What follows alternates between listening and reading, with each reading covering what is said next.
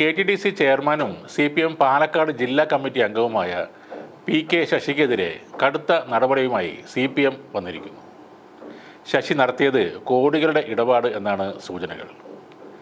Mannarkkad area committee office നിർമ്മാണ ഫണ്ടിൽ തിരിമറി നടത്തി CPM ഭരിക്കുന്ന സഹകരണ ബാങ്കുകളിൽ നിന്ന് സ്വാധീനം ഉപയോഗിച്ച് സമാഹരിച്ച തുക ദുർവിനിയോഗം നടത്തി എന്നീ പരാതികളാണ് PK ശശിക്കെതിരെ പാർട്ടിക്കുള്ളിൽ തന്നെ ഉയർന്നു വന്നത്.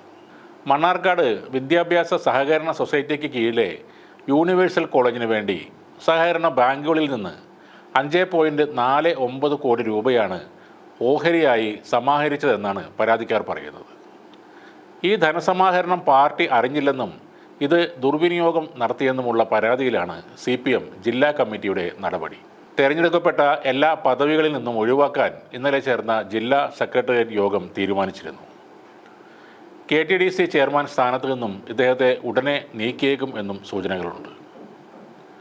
സഹകരണ സ്ഥാപനങ്ങളിൽ ഇഷ്ടക്കാരെ തിരികെ കയറ്റിയെന്നും ശശിക്കെതിരെ ആക്ഷേപം ഉയർന്നിരുന്നു. സാമ്പത്തിക ക്രമക്കേട് സംബന്ധിച്ച് ശശിക്കെതിരെ ഉയർന്ന പരാതിയിൽ കഴമ്പുണ്ടെന്ന് കണ്ടെത്തിയാണ് സംസ്ഥാന സെക്രട്ടറി MB ഗോവിന്ദൻ്റെ സാന്നിധ്യത്തിൽ ചേർന്ന ജില്ലാ സെക്രട്ടേറിയറ്റ് യോഗത്തിൽ നടപടി റിപ്പോർട്ട് ചെയ്തത്.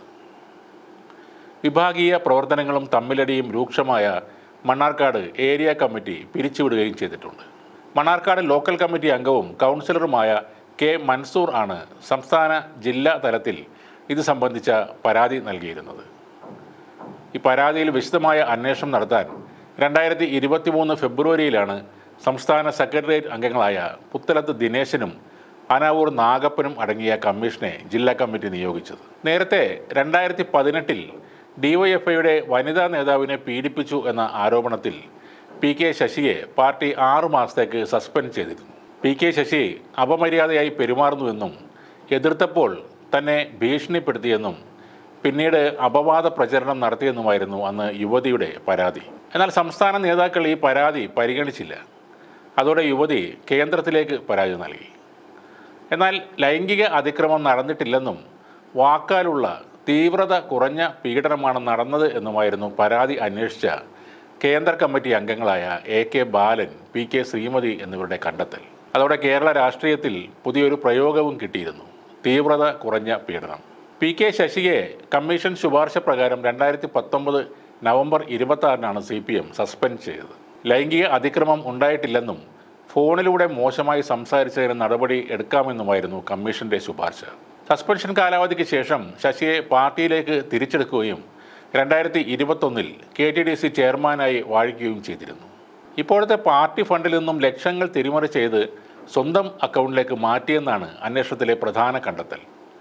CPM പാർട്ടി ഓഫീസ് നിർമ്മാണ ഫണ്ടിൽ നിന്ന് 10 ലക്ഷവും ജില്ലാ സമ്മേളന ഫണ്ടിൽ നിന്ന് 10 ലക്ഷവും PK ശശി സ്വന്തം അക്കൗണ്ടിലേക്ക് മാറ്റിയതായി കണ്ടെത്തിയിരുന്നു.